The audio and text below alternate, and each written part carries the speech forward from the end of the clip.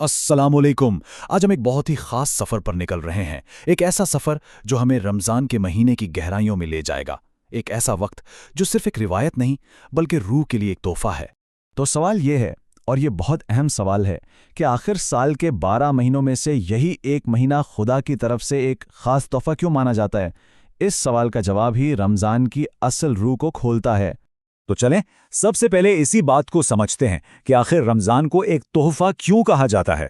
ऐसी क्या खास बात है इसमें जो इसे बाकी महीनों से बिल्कुल अलग कर देती है? ज़रा सोचें, एक ऐसा वक्त जब अल्लाह की रहमत और मोहब्बत अपने आरूज पर हो। रमज़ान बिल्कुल वही वक्त है।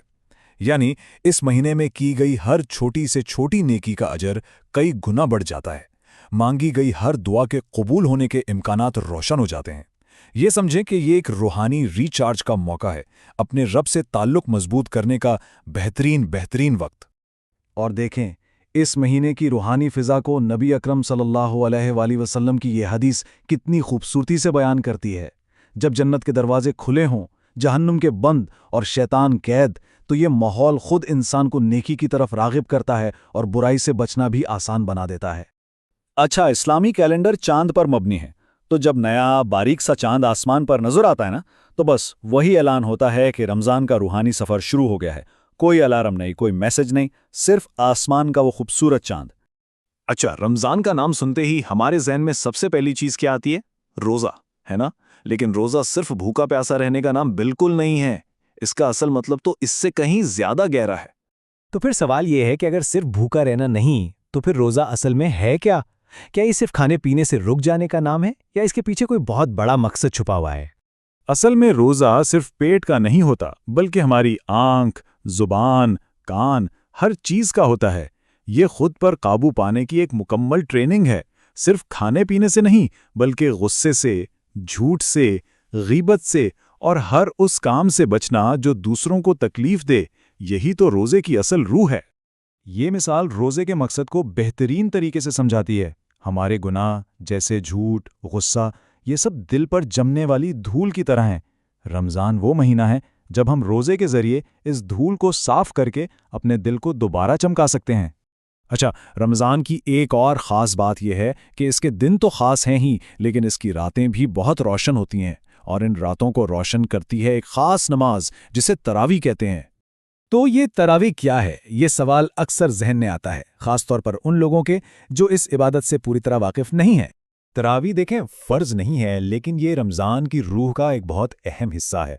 ये नबी अकरम सल्लल्लाहु अलैहि वसल्लम की वो खूबसूरत सुन्नत है जिसे मुसलमान नस्ल दर नस्ल रमज़ान की रातों में अदा करते हैं और इससे बेपनाह सवाब और रूहानी सुकून हासिल करते हैं।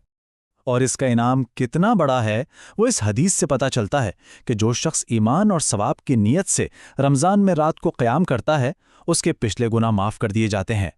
लेकिन यहाँ एक शर्त है, नीयत।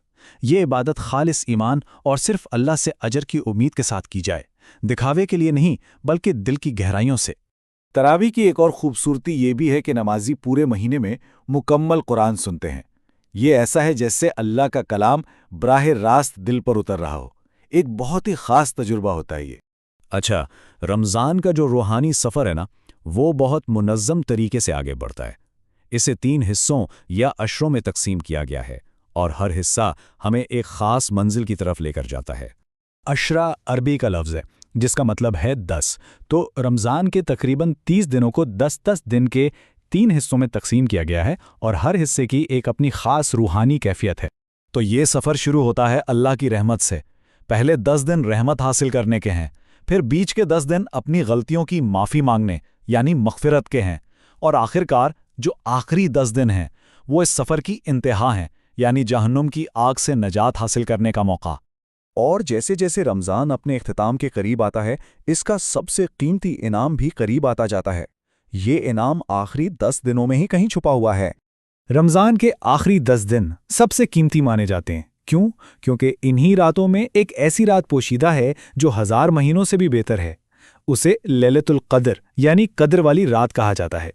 1000 महीने, ज़रा हिसाब लगाएं, ये तकरीबन 83 साल से भी ज़्यादा बनते हैं। इसका मतलब यह है कि इस एक रात में की गई इबादत 83 साल से ज़्यादा की इबादत से भी अफजल है। सोचें, अल्लाह का कितना बड़ा इनाम है ये। एक रात की इबादत और पूरी जिंदगी का सवाब।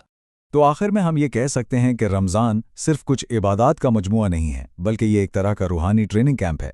यह हमें सिखाता है कि दिल कैसे साफ किया जाए, अपनी ख्वाहिशात पर काबू कैसे पाया जाए और अपने बनाने वाले से ताल्लुक़ कैसे मजबूत किया जाए। और ये सवाल हमें गहरी सोच में डाल देता है। अगर रमज़ान एक ट्रेनिंग है तो फिर असल मुकाबला क्या है?